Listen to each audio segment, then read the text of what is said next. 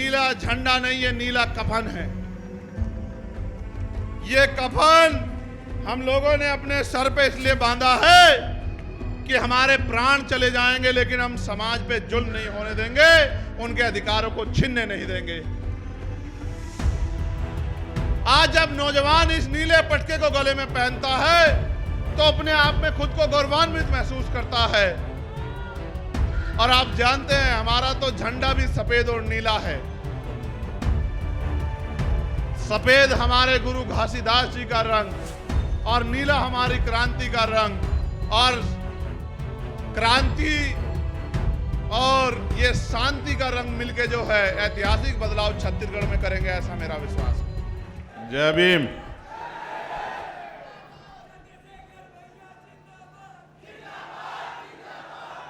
मेरी आवाज आ रही है? कितने लोगों को आ रही, जरा हाथ उठाओ। तुम्हारा नहीं आ? जय सतनाम। अध्यक्ष जी कह रहे हैं कि डर का माहौल है। सच कह रहे हैं क्या? मैं नहीं मानता। क्या कोई सतनामियों को डरा सकता है क्या? क्या कोई जय भीम वालों को डरा सकता है क्या? नहीं। क्या कोई जय मंडल वालों को डरा सकता है क्या? नहीं। क्या कोई जय जोहार वालों को डरा सकता है क्या? नहीं। कभी कभी समय परिस्थितियां ऐसी होती हैं कि चीते को भी 2 कदम पीछे हटना पड़ता है। ऐसा नहीं होता कि चीता डर के पीछे कदम लेता है। कुछ कारण ऐसे होते हैं कि पीछे हटना पड़ता है। मैं सबसे पहले तो बहुजन समाज में जन्मे सभी संतों, गुरुओं और महान पुरुषों को नमन करता हूं। और उनमें भी छत्तीसगढ़ में और छत्तीसगढ़ के जरिए पूरे देश में, दुनिया में सतनामी समाज के मन का एक समान, यानी कि मानव मानव एक समान का नारा देने वाले, समानता भाईचारे की बात करने वाले, बराबरी की बात करने वाले परम पूजनीय बाबा गुरु घासीदास जी को नमन करता हूं। साथ साथ महामानव तथागत बुद्ध से लेके संत शिरोमणि सदगुरु रविदास जी,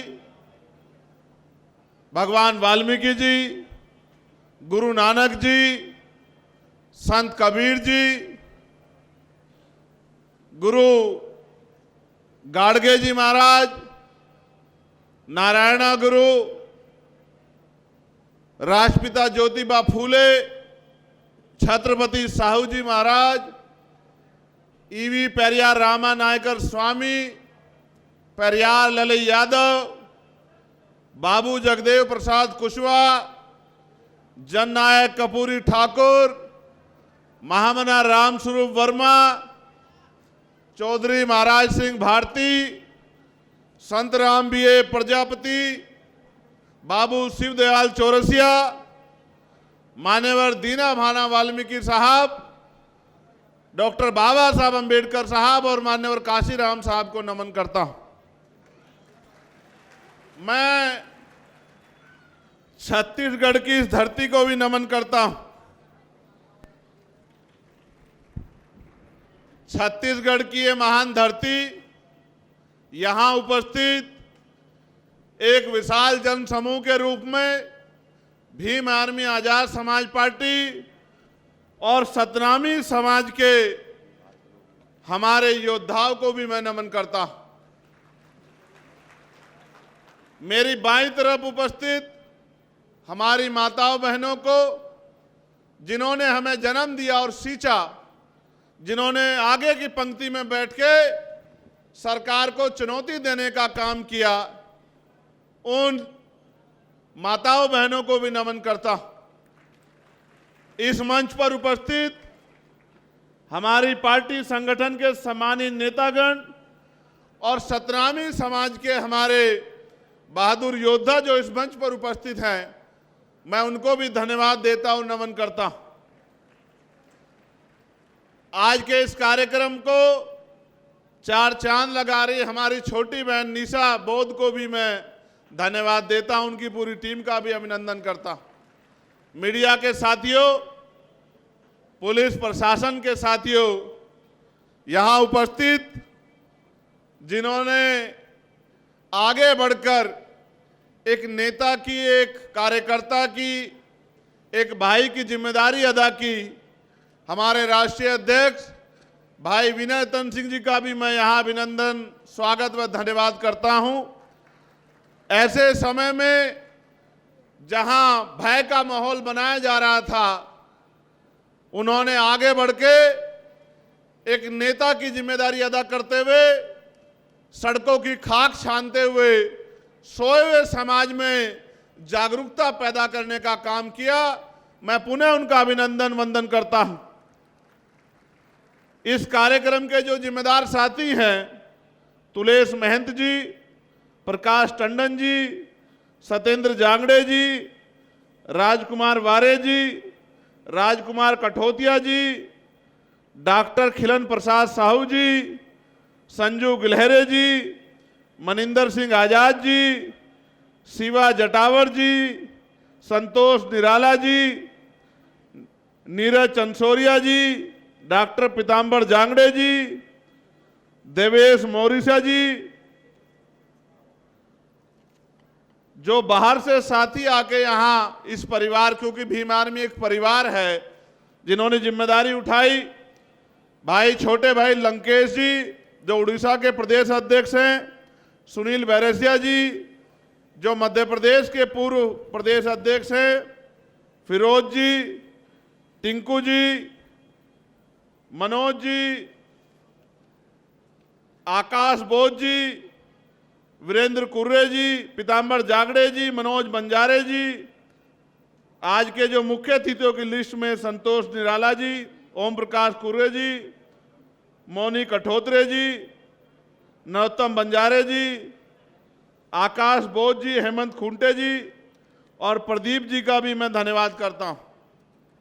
भाई ये माइक अच्छा नहीं है, ये गला पकड़ रहा है, और आप जानते हैं मैं गला नहीं पकड़ने देता किसी को। शांत हो जाइए। जब मैं उधर था तो उधर वालों को अच्छा लग रहा था, इधर वालों को अच्छा कम लग रहा था। अब मैंने सोचा क्योंकि ये वो धरती है जहां बराबरी की बात हुई है, जहां से बराबरी की, समानता की बात गई है, तो उधर वालों को अच्छा लग गया, अब इधर वालों को भी अच्छा लगना चाहिए। साथ साथ इस मंच पे अनेक ऐसे लोग बैठे हैं जिनके परिवारों से कोई ना कोई साथी जेल में है। किसी का पति है, किसी का भाई है, किसी का बेटा है, किसी के पिता हैं, और भी जो है तमाम तरह के रिश्तों में जो जो लोग बंधे होते हैं, उस तरह का पूरा परिवार इस मंच पर मौजूद है। जो साथी हमारे जेल में है, मैं उनके प्रति भी अपना सम्मान प्रकट करता हूं। वो कोई चोरी करके, कोई लूट करके, कोई ठगी करके, किसी को धोखा देके जेल में नहीं गए हैं।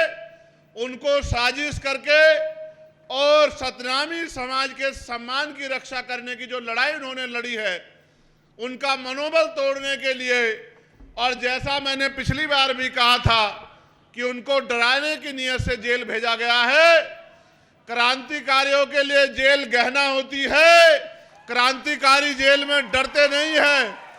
मैं धन्यवाद दूंगा छत्तीसगढ़ की सरकार का, माननीय अध्यक्ष जी, उन्होंने जो किया है, आने वाले 1 साल बाद उनको पता लगेगा। जो लोग जेल काट के आएंगे उनको डराने वाला कोई नहीं होगा। मेरी बात को आप याद रखना। हमारे लोगों में मुकदमे और जेल का डर होता है।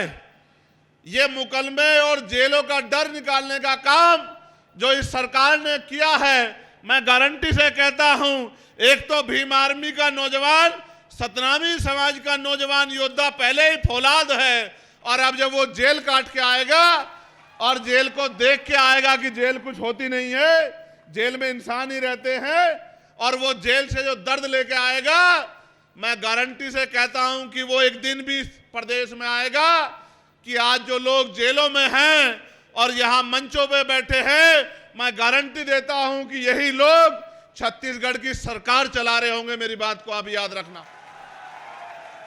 ये क्रांति का रथ है, ये क्रांति का पथ है, ये रुकने वाला नहीं है, ये लगातार बढ़ता जाएगा। जो लोग जेल काट के आए हैं वो और तेजी से काम करेंगे, समाज को जागरूक करेंगे, भाईचारा पैदा करेंगे, एकता बनाएंगे, राजनीतिक शक्ति को समझेंगे कि राजनीतिक शक्ति क्या है।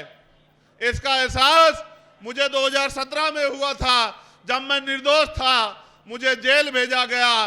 मैं निर्दोष होते हुए मेरे ऊपर जब बेल मिल गई, राशुका लगा दी गई, और तो और बीमार होने पे मेरा इलाज नहीं होने दिया गया, मेरे परिवार से मुझे मिलने से दूर कर दिया गया।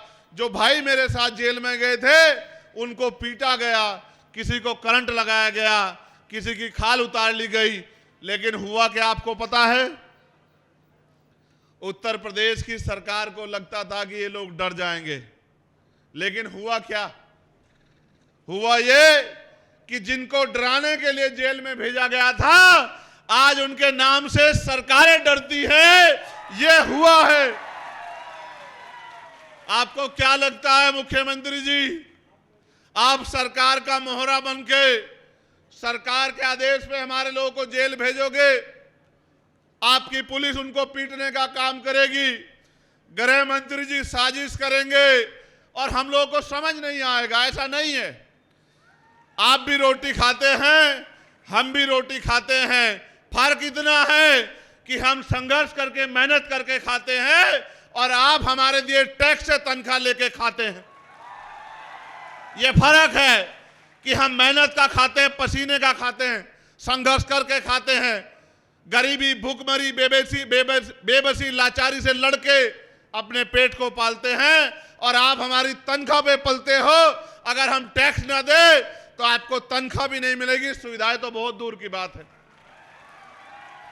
मैं वो जो मांगे रखी गई हैं उनको पढ़ना चाहता हूं। उनके बाद जो ज्ञापन दिया जाएगा उस ज्ञापन को भी आपके बीच में रखूंगा, और फिर एक वचन आपको दूंगा, और यह भी आपको विश्वास दिलाता हूं, अगर उस वचन को पूरा ना कर सका तो छत्तीसगढ़ के लोगों को शकल नहीं दिखाऊंगा, कभी छत्तीसगढ़ में पैर नहीं रखूंगा। मेरी बात को आप याद रखें। एक ही खूबी है हम लोगों में, हम भीम आर्मी के लोग जब जबान देते हैं तो जान देते हैं, अपनी जबान को छोटी नहीं होने देते। मेरी बात को आप याद रखना।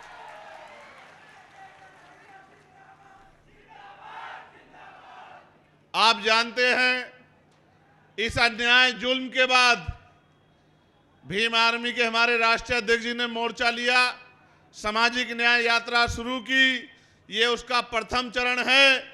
ये प्रथम चरण उन लोगों को दिखाने के लिए है जिन लोगों को लगता था कि ये डर जाएंगे। अभी इसके बाद 3 चरण और होंगे, और वो 3 चरण हम लोग कोशिश करके सितंबर माह में ही पूरा कर लेंगे। उसके बाद क्या होगा मैं आपको बताऊंगा। हमारी पहली मांग ये है, सामाजिक न्याय यात्रा के जरिए, कि अमर गुफा में जैत खाम को काटे जाने के पीछे क्या षड्यंत्र है। अगर ये सरकार सच में ईमानदार है और दोषियों को सच में पकड़ना चाहती है तो उनको इस घटना की सीबीआई जांच करानी चाहिए। बलौदाबाजार में एसपी कार्यालय व जिला कलेक्टर ऑफिस में आगजनी के पीछे क्या षड्यंत्र है, उसकी भी सीबीआई जांच इस सरकार को करानी चाहिए। बलौदाबाजार में जैत खाम के सम्मान में हुए आंदोलन में गिरफ्तार निर्दोष लोगों को बिना शर्त के रिहा किया जाना चाहिए, ये भी हमारी मांग है। साथ साथ प्रदेश सरकार को प्रमोशन में आरक्षण को लागू किया जाना चाहिए, ये भी हमारी मांग है। जिसकी इतनी संख्या बारी उसकी उतनी हिस्सेदारी नियम के तहत जातिगत जनगणना कराई जाए और यहां 16% आरक्षण शेड्यूल कास्ट के लोगों को दिया जाता था, जिसको पिछली सरकार ने बिना जातिगत जनगणना कराए कम करके 12 या 11% लगभग कर दिया था। कितने प्रतिशत? 12%, 4% कम कर दिया था। हमारी मांग है कि जातिगत जनगणना करा के संख्या के आधार पर 16% आरक्षण किया जाना चाहिए। छत्तीसगढ़ प्रदेश में दैनिक मजदूरों को बढ़ाकर न्यूनतम वेतन 700 रुपए किया जाना चाहिए। बिना 700 रुपए न्यूनतम वेतन के 7 या 21 लगभग 20,000 रुपए कम से कम एक परिवार को वेतन के तौर पे मिलने चाहिए। जो व्यक्ति काम करता है तभी जाके वो परिवार सम्मान से जो है रोटी की व्यवस्था उनके घरों में हो पाएगी। साथ साथ प्रदेश में निःशुल्क शिक्षा की व्यवस्था की जानी चाहिए और समान शिक्षा व्यवस्था लागू की जानी चाहिए। चाहे किसान मजदूर का बेटा हो, चाहे मुख्यमंत्री, विधायक, मंत्री या कमिश्नर, डीएम, एसपी का बेटा हो, सबके बच्चों को सरकारी स्कूल में शिक्षा देनी चाहिए, जिससे कि सरकारी स्कूल में बेहतर से बेहतर शिक्षा आए। साथ साथ प्रदेश में निजीकरण के नाम पर सरकारी प्रतिष्ठानों को बेचने के खिलाफ, निजीकरण के सहारे आरक्षण समाप्त करने के षड्यंत्र के खिलाफ भी हम लोग हैं। निजीकरण खत्म किया जाए और सारे निजीकरण जिनका हो गया है उनका राष्ट्रीयकरण किया जाए, ये भी हमारी मांग है और उसमें आरक्षण कोटा लागू किया जाए। मंडल कमीशन की सिफारिशों को पूर्णतः लागू किया जाए और गैर संवैधानिक क्रीमी लेयर को समाप्त किया जाए। साथ साथ प्रदेश में अल्पसंख्यकों के ऊपर और अल्पसंख्यकों में भी मुसलमानों और आदिवासियों के ऊपर जो मॉब लिंचिंग की जा रही है, या जिस तरह से अन्य प्रदेशों में भी बुलडोजर चलाकर उनको आर्थिक नुकसान और उनको डराया जा रहा है, ये बुलडोजर प्रणाली को भी पूर्ण रूप से खत्म किया जाना चाहिए। ये भी हमारी मांग है। साथ साथ प्रदेश में ज्यादातर सड़क दुर्घटनाएं आवारा पशुओं की वजह से हो रही है, जबकि सरकार के द्वारा इनके लिए कई करोड़ों रुपए की गौशाला के नाम पर आवंटित की गई है। उनकी जांच कराकर आवारा पशुओं को गौशाला भेजना चाहिए, जिसकी वजह से प्रदेश में जो सड़क दुर्घटनाएं हो रही हैं उन पे रोक लगे। आप ये जानते हैं, मैंने ये महसूस किया है, जहां जहां भारतीय जनता पार्टी की सरकार है वहां इंसानों से ज्यादा इज्जत पशुओं को दी गई है। इंसान सड़क दुर्घटना में मर जाए कोई बात नहीं, जानवर को नुकसान नहीं होना चाहिए। हम तो जानवर को भी प्रेम करते हैं, मगर जिस परिवार का कमाने वाला चला जाता है उस परिवार का क्या होता है, सरकार को इनके बारे में भी सोचना चाहिए। सोचिए, एक्सीडेंट में कोई परिवार का कमाने वाला चला गया, उसकी पत्नी का, उसकी मां का, उसके पिता का, उसके बच्चों का क्या होगा? उनको पढ़ाई कहां से मिलेगी? उनको खाना कहां से मिलेगा? उनको बीमार होने पे इलाज की व्यवस्था कहां से होगी? उनके लिए कपड़ों की व्यवस्था कहां से होगी? उनके सम्मान की रक्षा कहां से होगी? इस बात का भी जवाब सरकार को देना चाहिए। तो पशुओं से प्रेम करे अच्छी बात है, लेकिन इंसानों से भी प्रेम करना चाहिए, ऐसी मेरी मांग है। साथ साथ गरीबी रेखा से नीचे जीवन यापन करने वालों को जीएसटी से मुक्त करना चाहिए। साथ साथ एससी एसटी के सर्टिफिकेट पर, देखो मेरी बात सुनो, जातिवाद तो दूर नहीं हुआ, छुआछूत तो दूर नहीं हुआ, इतने बड़े बड़े आंदोलन चले, 17वीं आंदोलन, फिर भी जातिवाद छुआछूत है। लेकिन छत्तीसगढ़ में भी और देश भर में भी बहुत सारे लोग एससी एसटी का सर्टिफिकेट बनवा के सामान्य जाति के लोग और एससी एसटी के नाम पे नौकरी करते हैं। इसका भंडाफोड़ भी छत्तीसगढ़ में हुआ था और हमारे नौजवान साथियों ने नगन होके प्रदर्शन करके सरकार के मुंह पे कालिक पोतने का काम किया था। सरकार को इसकी जांच कराई जानी चाहिए। अभी तक आरक्षण का कोटा पूरा नहीं हुआ और आरक्षण में इस तरह की चोरियां भी चल रही हैं। साथ साथ हमारे जो साथी आंदोलन को गति देने का काम कर रहे हैं, उससे पहले यहां 1950 से पूर्व शासकीय दस्तावेज मांगे जाने को निरस्त करवाने के बाबत जो है, यानी कि महाराष्ट्र के जो महार समाज के लोग इधर आ गए हैं, उनको SC/ST का सर्टिफिकेट, SC का सर्टिफिकेट नहीं मिलता है। उनको 1950 से पहला सर्टिफिकेट मांगा जाता है, शासकीय कागज मांगे जाते हैं। उन्होंने भी ज्ञापन दिया है कि हमें SC का सर्टिफिकेट मिलना चाहिए। एक बात मुझे मीडिया के माध्यम से जरूर कहनी है, हमारे नेतागण यहां मौजूद हैं, मैं वचन देके कह रहा हूं, जिन लोगों ने सरकार का मुकाबला करके इस समाज पे जो जुल्म हो रहा था, सतनामी समाज पे, उसको रोकने के लिए आंदोलन को गति देने का काम किया, अपनी जान की परवाह न करते हुए आंदोलन को आगे बढ़ाने का काम किया। आज पुलिस के लोग आंदोलन से डरकर उनको डराने का काम करते हैं, उनकी जांच कराने का काम करते हैं। मैं सरकार को भी और पुलिस और प्रशासन को भी ये कहना चाहता हूं, सरकारें आती जाती रहती हैं, ऐसा ना हो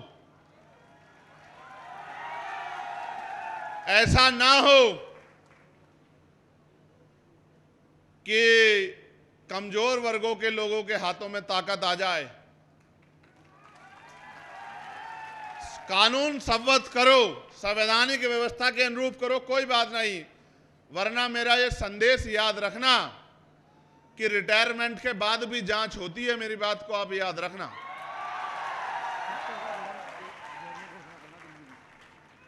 अगर किसी को गलतफहमी हो, मैं मानता हूं सरकार के हाथ लंबे होते हैं, लेकिन जनता से लंबे नहीं होते हैं।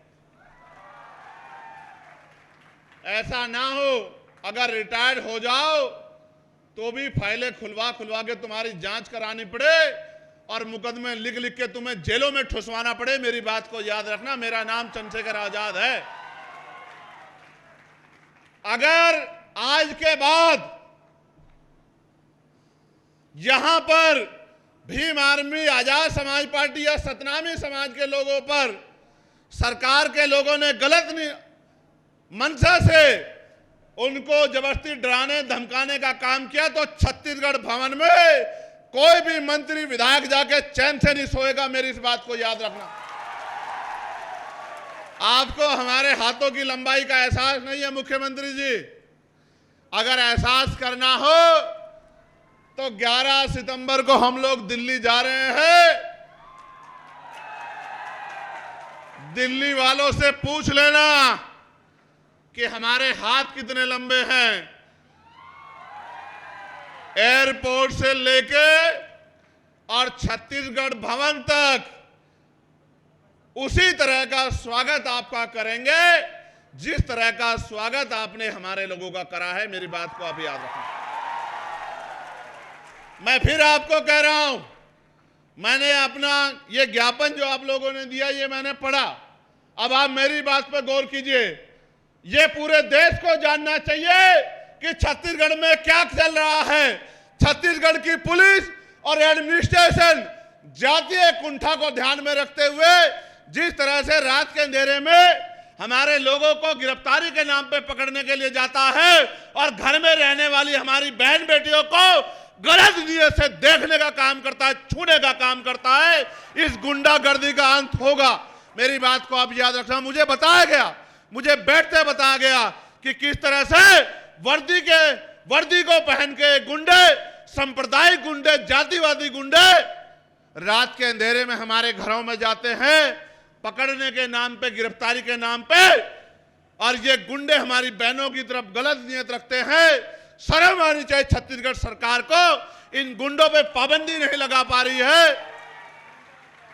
मैं जब दिल्ली में जाऊंगा और पार्लियामेंट का सत्र आएगा, आप जानते हैं मैंने पहले भी इस मामले को पार्लियामेंट में उठाया था, लेकिन इस बार मैं वचन देता हूं कि वेल में जाके और स्पीकर साहब से, प्राइम मिनिस्टर से जवाब मांगूंगा, होम मिनिस्टर से जवाब मांगूंगा कि ये जो गुंडागर्दी छत्तीसगढ़ सरकार कर रही है, क्या ये आपके इशारे पे कर रही है या यहाँ के तानाशाह गृह मंत्री और मुख्यमंत्री जिनको ऐसा लगता है कि उस सतनामियों को कुचल देंगे, ये उनकी इच्छा है।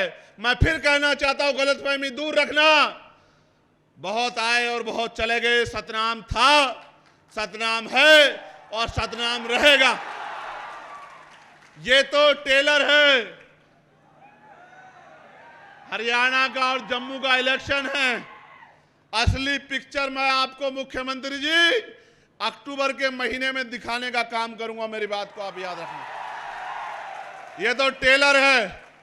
इस बार जिस काम को राष्ट्रीय अध्यक्ष जी ने आगे बढ़ाया है, मैं छत्तीसगढ़ की गली गली जाके यहां सोए हुए समाज में भाईचारा पैदा करने का और टूटे फूटे अपने घरों में रह के इस आंदोलन को गति देने का काम करूंगा। मैं इस बात का आपको वचन देता हूं। आपको क्या लगा मुख्यमंत्री जी छत्तीसगढ़ में आप जुल्म करेंगे और हम लोग सह लेंगे? लंबे समय से हम ये सहते आए हैं, लेकिन अब समय बदल गया है। अब वो समय नहीं रहा। अब इस समाज की लड़ाई लड़ने की बागडोर नौजवानों ने अपने हाथ में ली। और आप जानते हो मुख्यमंत्री जी कि संघर्षों के साए में घनघोर जवानी पलती है और इतिहास उधर झुक जाता है जिस ओर जवानी चलती है। आपको क्या लगता है कि आप जवानों को गिरफ्तार कर लोगे? आपको शायद इतिहास नहीं पता है कि युवा और वायु को कोई कैद नहीं कर सकता है। आज मैं अपने छत्तीसगढ़ के नौजवानों से कहना चाहता हूं, कमर कस लो नौजवान साथियों। आदमी एक बार पैदा होता है, एक बार मरता है। दुनिया उसको इसलिए याद रखती है उसने किया क्या था। बाबा साहब को भी एक बार जीवन मिला, हमारे नेता माने और काशीराम साहब को भी एक बार जीवन मिला, हमारे गुरु घासीदास जी को ने भी एक बार जीवन जिया। लेकिन वो अमर इसलिए है क्योंकि उन्होंने अपना पूरा जीवन हमारे लिए जिया। हमें भी अपने पूरे जीवन को अपने समाज के लिए, बहुजन समाज के लिए, कमजोर वर्गों के लिए, दलितों, पिछड़ों, आदिवासियों, मुसलमानों, गरीबों, अन्य धार्मिक अल्पसंख्यकों के लिए जीना है। हमें महिलाओं के लिए जीना है, हमें बेटियों की रक्षा के लिए जीना है, हमें किसान मजदूरों के लिए जीना है। अगर हम अपने जीते जी इस जुल्म को नहीं रोक पाए तो हमारे जीवन का कोई फायदा नहीं, हम में और जानवर में कोई फर्क नहीं। आज भी गिरफ्तारियां हो रही हैं, आज भी सत्ता का घमंड नहीं टूटा। और आप ये जानते हैं सत्ता और विपक्ष मिलके किस तरह सतनामियों को कुचलने का काम कर रहा है। कोई बात छिपी हुई नहीं है, कोई बात पर्दे के पीछे नहीं। इनका जो गठजोड़ है वो दिख रहा है कि किस तरह से जुल्म हो रहा है और ये चैन से पढ़ के सो रहे हैं। मैं आपको आगाह करना चाहता हूं, सियार की खाल में छिपे भेड़ियों को पहचान लो। अगर ये वोट तो लेने हमसे आते हैं, हमारी बस्तियों में आते हैं आरक्षण के नाम पे, संविधान के नाम पे, लेकिन जब सतनामियों की खाल खींची जाती है और उनको जानवरों की तरफ पीटा जाता है तो ये एसी के कमरों में चद्दर तान के पड़ के आराम से सोते हैं। भेड़ियों को पहचान लो, मेरी बात को आप याद रखना। यहां जब ये आंदोलन शुरू हुआ तो इसका भी विरोध किया गया। आप ये बताओ, आप तमाम लोग बताओ, अपने दिल पे हाथ रख के गवाही दो, बताओ ये आंदोलन जरूरी था या नहीं था? बताओ। तो जो लोग इसका विरोध किए वो आपके अपने थे या आपको कुचलने वाले थे? बताओ। क्या ऐसे लोगों का साथ देना चाहिए? मैं ठेकेदारों को भी कहना चाहता हूं, जो समाज की ठेकेदारी कर रहे हैं उनको भी कहना चाहता हूं। मैं उन ठेकेदारों को भी चैलेंज करना चाहता हूं, ठेकेदारों को भी आगाह करना चाहता हूं। अब युवा पढ़ने लगा है, अब वो देश दुनिया को समझने लगा है, अब वो दोस्त दुश्मन को समझ लगा। अब ज्यादा दिन ठेकेदारी भी चलने वाली नहीं है, मेरी बात को आप याद रखना। ना ही ठेकेदारी चलेगी और ना ही ठेकेदार बचेगा। वही बचेगा जो समाज के लिए आहुति देगा, बलिदान देगा। जो लोग जेल में हैं वो अपने लिए जेल में नहीं, वो आपके मान सम्मान की रक्षा के लिए हैं। जब वो जेल से बाहर आएंगे मैं भी आपके बीच में होऊंगा। हम लोग फूल मालाओं से उनका क्रांतिकारियों की तरह स्वागत करेंगे, मेरी बात को आप याद रखना। सरकार को एहसास नहीं कि है कि उन्होंने क्या किया है। सम्मानित साथियों, सितंबर तक चुनाव है। 1 अक्टूबर को हरियाणा का वोटिंग होगा, 1 अक्टूबर को जम्मू का वोट पड़ेगा, आखिरी दौर का। मैं आपको विश्वास दिलाता हूं, पार्लियामेंट चलने के 15 दिन बाद तक अगर हमारे लोग बाहर नहीं आए तो मैं आपको वचन देके कहता हूं कि मैं छत्तीसगढ़ में पैर नहीं रखूंगा। इस बात की आपको गारंटी देता हूं। कुछ भी करना पड़े, कोई भी कीमत चुकानी पड़े, सड़कों पे आंदोलन हो, आमरण अनशन हो जाए, जान चली जाए, लेकिन छत्तीसगढ़ के भाइयों को हम लोग अकेला नहीं छोड़ेंगे। मेरी बात को आप याद रखना। मैं माननीय अध्यक्ष जी से भी कहूंगा, भीम आर्मी का उद्गम ही, भीम आर्मी का निर्माण ही इसलिए किया गया था कि समाज पे होने वाले जुल्म को हम लोगों को रोकना है। आज अगर सबसे ज्यादा जुल्म कहीं हो रहा है तो वो छत्तीसगढ़ में हो रहा है। मैं माननीय अध्यक्ष जी को कहना चाहता हूं, अपने इस क्षेत्र के पूरे स्टेट की राजनीति हमारे लिए बाद में है, पहले समाज है, पहले हमारे लोग हैं, पहले हमारी बहन बेटियों की इज्जत है। ये गुंडे हमारी बहन बेटियों की इज्जत की तरफ गलत निगाह उठा रहे हैं। एक भाई का फर्ज बनता है, मर जाए या मार दे। मैं आपसे आग्रह करना चाहता हूं कि आप और समय दो, छत्तीसगढ़ में समय दो, छत्तीसगढ़ में आंदोलन को मजबूत करो। जिस तरह से आपने यहां पसीना बहा, अपने सम्मानित साथियों की ड्यूटी यहां लगाओ और छत्तीसगढ़ को अपने पैरों पर खड़ा करो। चुनाव तो जब आएगा देखी जाएगी, लेकिन चुनाव से पहले भी सरकारों को यह पता होना चाहिए कि छत्तीसगढ़ में अब सतनामियों पे कोई जुल्म बर्दाश्त नहीं किया जाए। सम्मानित साथियों, आप एक बुलावे पे जहां पैसे में लोग नहीं आते, जहां लोग शराब और खाना मांगते हैं, जहां बढ़िया बढ़िया गाड़ियां मांगते हैं, जहां एक तरफ बैरिकेडिंग लगा के आपको डराने का काम किया जा रहा है, वहां आप इतनी बड़ी संख्या में पहुंचे हैं। मैं दोनों हाथ जोड़ के आपका धन्यवाद करता हूं। और ये सरकार को भी ये जन समर्थन देखना चाहिए। आप सोचिए, अभी तो अध्यक्ष जी ने एक इशारा किया था, आने वाले कल में क्या होगा। आप मेरी एक राय को मजबूत करेंगे क्या? जरा हाथ उठा के बताइए। मैं चाहता हूं, जिन लोगों ने हम पे जुल्म किया, जिस सरकारों ने, हम आपस में चर्चा भी कर लेंगे। अभी मैं चाहता हूं उन लोगों का बहिष्कार अब शुरू होना चाहिए। होना चाहिए, नहीं होना चाहिए? क्या हमारे घरों के बाहर उनके बहिष्कार के बोर्ड लगने चाहिए, नहीं लगने चाहिए? क्या हमें उनको बताना चाहिए, नहीं बताना चाहिए? आज हम लोग चर्चा करेंगे, इस निकम्मी सरकार को किस तरह उखाड़ फेंकना है, इसकी चर्चा करेंगे। हमें यह सोचना पड़ेगा, जो सरकार हमारे लोगों पे जुल्म करेगी, जो हमारे जैत खाम की रक्षा नहीं कर पाएगी, जो सतनामियों को कुचलने का काम करेगी, उस सरकार को सत्ता में बने रहने का कोई अधिकार नहीं मिलना चाहिए। और अगर ये छत्तीसगढ़ में हो गया तो आप मानना कि फिर हमें समझना पड़ेगा कि कहीं ना कहीं हम लोग कमजोर हो गए। क्या आप लोग अपने आप को कमजोर मानते हो? आप ये देखो, मैं लगातार पार्लियामेंट में आवाज उठा रहा था कि भाई किसान का बेटा हो या मजदूर का बेटा हो, या राष्ट्रपति, प्रधानमंत्री, मुख्यमंत्री का बेटा हो, चाहे IAS IPS का बेटा हो, चाहे प्रधान से लेकर विधायक का बेटा हो, सबको सरकारी स्कूल में शिक्षा मिलनी चाहिए।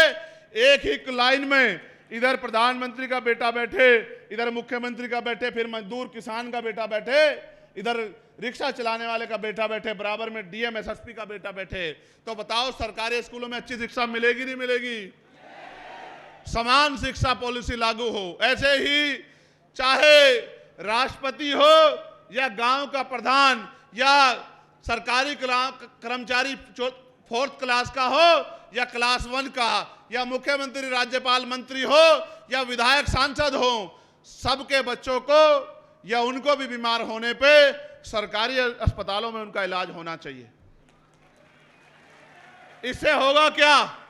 इससे होगा ये कि जब एक बेड पे मंत्री जी का इलाज हो रहा होगा और दूसरे बेड पे गरीब किसान का बेटा का इलाज हो रहा होगा, तो डॉक्टर भी समय पे मिलेगा, दवाइयां भी अस्पताल के अंदर से मिलेंगी, टेस्ट की मशीनें भी सारी वही होंगी, और तो और गरीबों की जेब कटनी बंद हो जाएगी और अच्छा इलाज जो है गरीबों को कम कीमत में मिलेगा। इस देश में कब तक गरीब लाचार रहेगा। हमने ये भी मांग करी कि निजी क्षेत्रों में भी SC ST OBC के लोगों को आरक्षण की व्यवस्था होनी चाहिए, क्योंकि निजी क्षेत्रों में भी जो पैसा वो लोग आप कर्ज में देते हो या जो उनका टैक्स और पैसा माफ करते हो, वो सारा पैसा हमारे टैक्स का होता है, जो हम लोग GST के तौर पे या अन्य टैक्सों के तौर पे आपको देते हैं। इसलिए हमने निजी क्षेत्रों में भी आरक्षण की मांग की है। ये छत्तीसगढ़ है, छत्तीसगढ़। इस छत्तीसगढ़ में सतनामियों की क्या हालात हो गई है, क्या आप देख रहे हो? क्या कारण नजर आता है आपको इसका? मुझे इसका कारण ये नजर आता है, जो डॉक्टर बाबा साहब अंबेडकर ने कहा था कि political power is the master की, राजनीतिक सत्ता वो चाबी है जो आपकी सारी परेशानियों का हल कर देगी। सोचिए, अगर 5 भी MLA यहां आजाद समाज पार्टी के होते तो क्या ये निकम्मी सरकार सतनामियों को जेल भेज देती? अगर 5 भी MLA या 1 भी सांसद हमारा होता तो जेल के आगे खड़ा हो जाता कि जेल पहले मुझे भेजो, तब मेरे किसी गरीब भाई को भेजना। लेकिन मैं क्या करूं, आपने जाति धर्म देख के निकम्मे लोगों को यहां नेता बना रखा है। अरे निकम्मों को हटा दो, और जो क्रांतिकारी जेल में की सलाखों के पीछे हैं, जब वो आ जाएं उनको समर्थन देके उनको आगे बढ़ा दो। फिर देखो, आपकी तरफ कोई आंख नहीं उठा पाएगा। मेरी बात को याद रखना। मुझे नहीं बनना छत्तीसगढ़ में मुख्यमंत्री, मुझे विधायक MP नहीं बनना है, लेकिन दर्द होता है जब हमारे लोग गलत फैसला लेते हैं तो दर्द होता है। दर्द इस बात के लिए होता है कि हम किसी को नुकसान नहीं पहुंचाना चाहते। हम सामाजिक न्याय को मानने वाले लोग हैं, हम भाईचारे को, मानव को एक समान मानने वाले लोग हैं। लेकिन हमारे लोगों के साथ जिस तरह का जुल्म हुआ और पिछले 3 महीने में जो अन्याय यहां हुआ, वो अन्याय शायद पीढ़ियों दर पीढ़ी हम लोग भूल नहीं पाएंगे। क्या आप भूल सकते हो इस जुल्म को? मैंने वो वीडियो देखी, मैंने जब जूते से यहां के पुलिस के कर्मचारी मेरे भाइयों को पीट रहे हैं, लाठियों से पीट रहे हैं, घरों से पशुओं की तरह खींच के लाके गाड़ियों में डाल दे रहे हैं।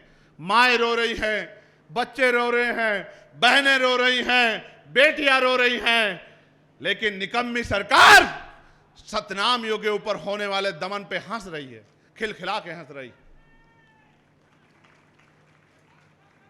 जी तो बहुत कुछ करता है, और आप जानते हो मेरी आदत को, बहुत कुछ जी करता है, लेकिन मैं आपसे कहना चाहता हूं, संवैधानिक रहो। संवैधानिक रास्ते से ही हम लोग आगे बढ़ेंगे, और मेरा विश्वास है कि आप मेरी इस बात को समझोगे। मैं आपके बल को जानता हूं, मैं आपको एक इशारा कर दूं तो पता नहीं क्या से क्या हो सकता। मैं जानता हूं आपकी शक्ति को, मैं जानता हूं कि छत्तीसगढ़ बंद हो जाएगा, मैं आपकी ताकत को जानता हूं, मैं सतनामियों के झंडे की ताकत को समझता हूं। मगर मैं ये भी बताना चाहता हूं कि हमें अपने गुरुओं के रास्ते पे चलना है, हमें अहिंसा के रास्ते पे चलना है, हमें सत्य के साथ संघर्ष के रास्ते पे चलना है, और हमें दमन का जवाब गुस्से से नहीं देना, प्यार से देना है। मैं आपके गुस्से को समझता हूं, आपके गुस्से के आगे सब खत्म हो जाएगा, लेकिन मैं आपसे चाहता हूं कि आप अपने गुस्से को अपनी शक्ति बनाओ, अपनी ताकत बनाओ। जो जुल्म आप पे हुआ, इस जुल्म को भूलो मत। इस जुल्म को यहां भी याद रखो, मगर यहां भी याद रखो कि जब आपको दमन किया जा रहा था, जब आपको मारा जा रहा था, जब आपको कुचला जा रहा था, कौन आपके साथ खड़ा था, कौन आपका मजाक बना रहा था, यह भी आपको याद रहना चाहिए। इसलिए मैं आपसे अपील करता हूं, मैं आपसे वादा करता हूं, 1 महीने में ये हरियाणा का, जम्मू का चुनाव खत्म हो जाएगा। भाइयों, मेरे कंधों पे जिम्मेदारी है, अगर मैं वहां काम नहीं करूंगा तो इस तरह का जुल्म हरियाणा में भी होगा, जम्मू में भी होगा। मेरे कंधों पे जिम्मेदारी है कि मैं वहां राजनीतिक शक्ति का निर्माण कर लूं, आपके संरक्षण के लिए, आपके लिए संघर्ष करने के लिए, आपकी आवाज उठाने के लिए। बताओ, मुझे पार्लियामेंट में सुनते हो नहीं सुनते हो तुम लोग? बताओ बताओ, सबसे मजबूत है या नहीं आपकी आवाज? बताओ। जब आपका भाई बोलता है तो आनंद आता है नहीं आता है? अब सोचो, अगर ऐसे ही लोग आपकी असेंबली में, विधानसभा में चले गए, मैं तो अकेला हूं ना वहां, अकेला हूं ना, लेकिन याद रखना जब अगली बार 5 साल बाद चुनाव आएगा, अकेला नहीं होगा चंद्रशेखर आजाद वहां, मेरी बात को आप याद रखना। और जिस दिन मेरे जैसे 50 लोग वहां होंगे, उस दिन आप देखना, आपका हाथ नहीं फैलेगा किसी के आगे। किसी गरीब की बेटी पे जुल्म नहीं होगा, किसी को भूखे पेट सोना नहीं पड़ेगा, नौजवान का हाथ रोजगार के लिए फैला नहीं होगा, उसके हाथ में रोजगार होगा, माँ बहनों तक घर तक रोजगार पहुंचेगा, बेटियों का सम्मान होगा, किसानों को उनकी फसल के दाम मिलेंगे, न्यूनतम वेतन 1000 रुपए होगा, गरीबों की जिंदगी में खुशहाली आएगी। लेकिन हम उसके लिए संघर्ष कर रहे हैं। लेकिन आज जो लड़ाई है वो सम्मान की है। मैं आपसे कहना चाहता हूं, माननीय अध्यक्ष जी अगर आदेश करें तो 1 अक्टूबर के बाद ही हम लोग एक हफ्ते के अंदर ही छत्तीसगढ़ भवन का जोरदार घेराव करेंगे दिल्ली में। हम छत्तीसगढ़ भवन की दीवारों को हिला देंगे अपनी गूंज से कि जब तक यहां जुल्म करने वाले वो हाथ चुप नहीं हो जाते और हमारे लोगों को रिहा नहीं कर दिया जाता, अब हम चैन से नहीं बैठेंगे। आप लोग तैयार हो? आगे सामाजिक न्याय यात्रा में सड़कों पर जाके अपनी आवाज को बुलंद करने के लिए तैयार हो? सोए हुए समाज को जगाने के लिए तैयार हो? मैं आपको विश्वास दिलाता हूं, जितने दिन हमारे लोग अंदर हो रह चुके हैं, अब आगे उतने दिन हमारे लोग अंदर नहीं रह पाएंगे। मेरी बात को आप याद रखना। अब आर पार की लड़ाई हो गई है, बहुत हो गया। रायपुर अब लड़ाई आ गई है। और मैं 11 तारीख को जो हमारा आंदोलन है, हमारी रैली है दिल्ली में, उस रैली में भी इस मामले को बड़े पैमाने पर हम लोग उठाने का काम करेंगे। मैं आपसे भी आग्रह करूंगा कि आप लोग भी 11 तारीख को दिल्ली आना। अभी से ट्रेन के टिकट खरीद लेना, बाद में सरकारें ट्रेन कैंसिल कर देंगे। आपको पता है आज 19 ट्रेन कैंसिल किए, आपको पता है आज 19 ट्रेन कैंसिल किए। तो एक दिन पहले आ जाना। हम तो किसान का मेरे लोग हैं, रूखी सूखी खा के भी आत्मसम्मान की लड़ाई लड़ते हैं। मैं आपसे आग्रह करूंगा, यहाँ के नौजवान साथी एक बड़ी तादाद में दिल्ली जरूर पहुंचे, जो दिल्ली में बैठे लोगों को भी आपके दर्द का एहसास हो। मैं मीडिया के माध्यम से मुख्यमंत्री से पूछना चाहता हूं, ये जो आपकी पुलिस जातीय मानसिकता से, सामंती मानसिकता से सतनामियों के घरों में घुस के गिरफ्तारी के नाम पे हमारी बच्चियों को जो गलत मंशा से, गलत दृष्टि से जो ये अपमान करने का काम कर रही है, क्या इसका जवाब आप दे सकते हैं? आप बेटी बचाओ बेटी पढ़ाओ की बात करते हैं। राष्ट्रपति जी ने भी कहा कि बंगाल में बहुत जुल्म हो रहा है, निःशब्द असहनीय। कल ही उपराष्ट्रपति जी ने भी लेटर लिखा। लेकिन ये जो नंगा नाच आपकी सरकार में छत्तीसगढ़ में हो रहा है, कि ये नहीं दिख रहा है सरकार को? ये राष्ट्रपति जी को, उपराष्ट्रपति को, प्रधानमंत्री, गृह मंत्री जी को उत्तर ये छत्तीसगढ़ की सरकार का ये गुंडा राज नहीं दिख रहा है क्या?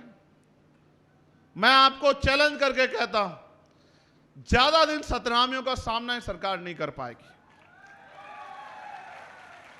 मैं अब जब भी दिल्ली में बैठूंगा तो देश को बताऊंगा कि किस तरह का जुल्म जो है वहां की सरकार कर रही है। मैं बताऊंगा किस तरह से हमारी बहन बेटियों का अपमान पुलिस कर रही है, और पुलिस अपने आप नहीं कर रही, सरकार के इशारे पे कर रही है। ये बर्दाश्त नहीं किया जा सकता। आप यहां इतनी बड़ी संख्या में पहुंचे हो, मैं आपको पुनः धन्यवाद देता हूं।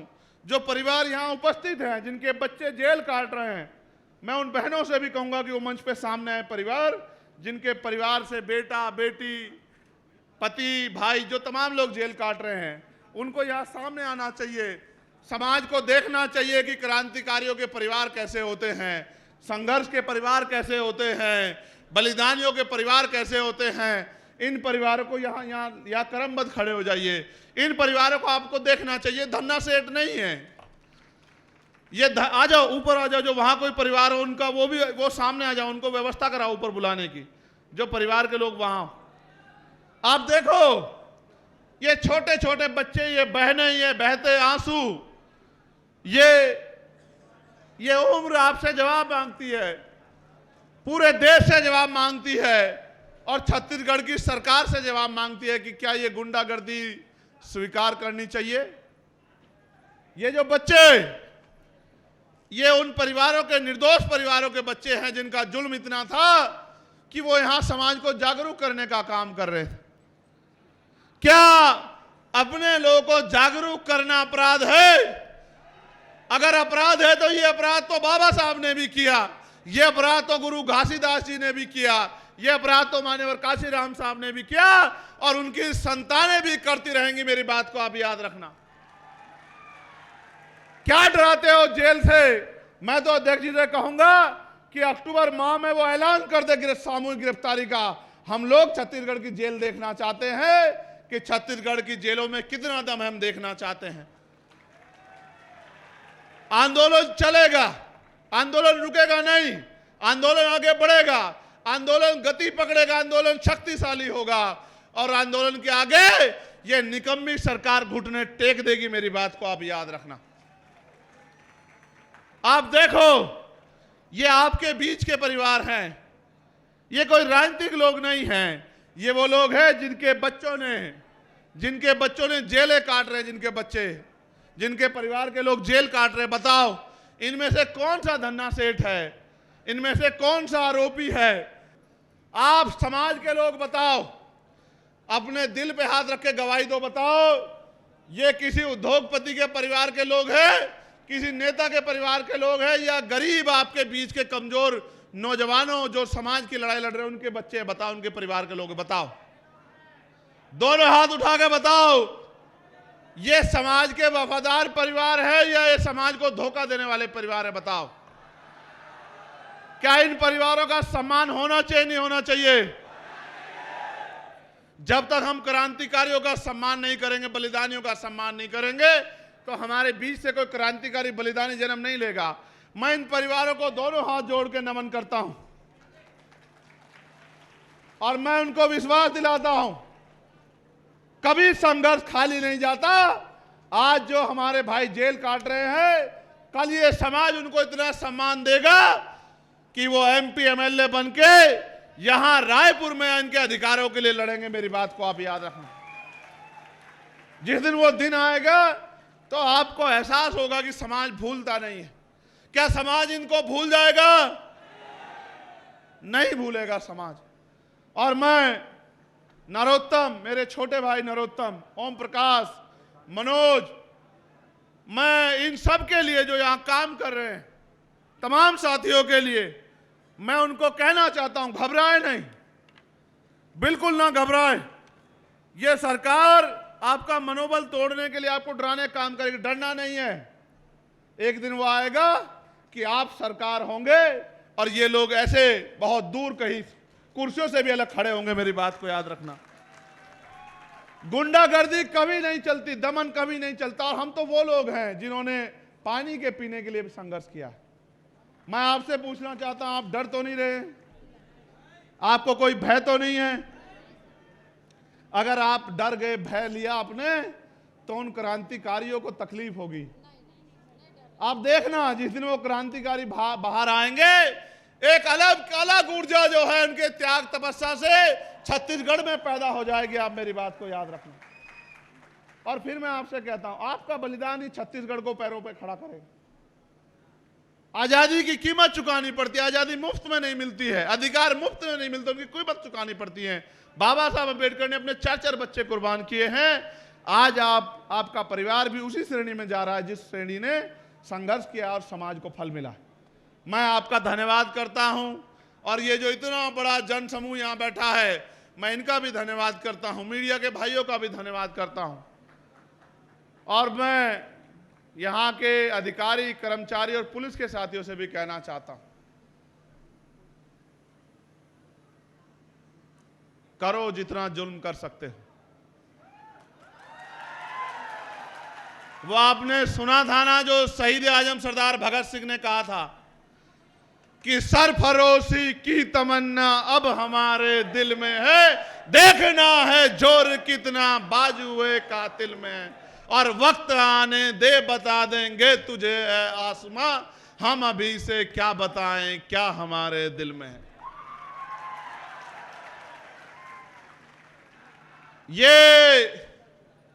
ये नीला झंडा नहीं, ये नीला कफन है। ये कफन हम लोगों ने अपने सर पे इसलिए बांधा है कि हमारे प्राण चले जाएंगे लेकिन हम समाज पे जुल्म नहीं होने देंगे, उनके अधिकारों को छीनने नहीं देंगे। आज जब नौजवान इस नीले पटके को गले में पहनता है तो अपने आप में खुद को गौरवान्वित महसूस करता है। और आप जानते हैं हमारा तो झंडा भी सफेद और नीला है। सफेद हमारे गुरु घासीदास जी का रंग और नीला हमारी क्रांति का रंग, और क्रांति और ये शांति का रंग मिलके जो है ऐतिहासिक बदलाव छत्तीसगढ़ में करेंगे, ऐसा मेरा विश्वास है। मैं आपसे कहूंगा कि अब आप सब लोग जब जब आपको ऐलान किया जाएगा और आपको बुलाया जाएगा, जब जब सड़क पे संघर्ष होगा, जब जब सामाजिक न्याय यात्रा आपके क्षेत्रों से गुजरेगी, तो आप लोग क्रांतिकारियों का फूल मालाओं से स्वागत करोगे, ऐसा मेरा विश्वास है। बताओ करोगे नहीं करोगे? कोई नाम पूछने लग जाएगा पुलिस का आदमी, आधार कार्ड देखने से डर तो नहीं जाओगे? पक्का? यहां सम्मानित अधिकारी आए होंगे, मैं राष्ट्रीय अध्यक्ष जी से आग्रह करूंगा अगर वो आ गए हैं तो वो ज्ञापन कृपया जो है सौंप दें। और मैं आपको ये भी विश्वास दिलाता हूं कि हमारे यहाँ मिनी संसद होती है SC ST की वेलफेयर कमेटी। मैं इस बार जब वेलफेयर कमेटी की मीटिंग होगी तो इस पूरे जुल्म की एक रिपोर्ट बना के उनके सामने रखूंगा और उनको बताऊंगा कि यहाँ के अधिकारी कर्मचारियों ने और यहाँ की सरकार ने किस तरह से दलित समाज के लोगों को और सतनामी समाज के लोगों को कुचलने का काम किया। इनके खिलाफ कार्रवाई की मांग करूंगा और इन अधिकारियों को वहीं बुलाऊंगा दिल्ली में उस कमेटी के सामने, इनसे वहीं जवाब मांगूंगा, इनसे वहीं पूछूंगा। इनको अभी जो है जनता की शक्ति का एहसास नहीं है, मेरी बात को आप याद रखना।